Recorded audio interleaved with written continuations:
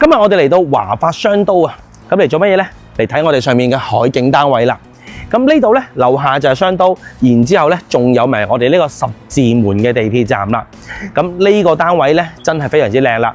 所有嘅衣食住行呢，通通都可以喺樓下嘅華發商都呢，幫你搞掂好晒。咁我哋好啦，事不宜遲，我哋一齊嚟睇下上面嘅單位係點樣啊！上到嚟單位度呢，今日我哋睇呢個呢係一個3房單位，230幾萬。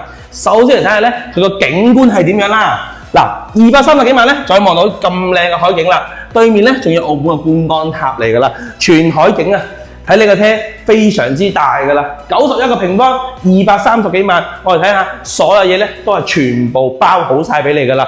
獨立嘅廚房啦，然之後獨立嘅房間，3個房間都係全部望海景嘅，大家可以望望。不過唯一嘅呢，就係房間嚟講呢，都係特別細㗎啦，都係唔係好大嘅。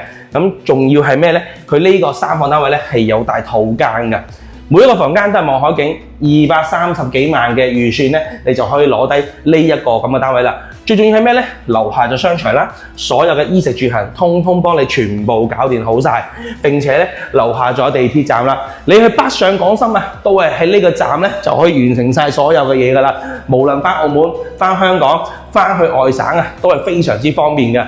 230嚟萬嘅預算，首期方面呢，40幾萬，你就可以攞低呢個單位啦。有興趣嘅話呢，評論區留言啦。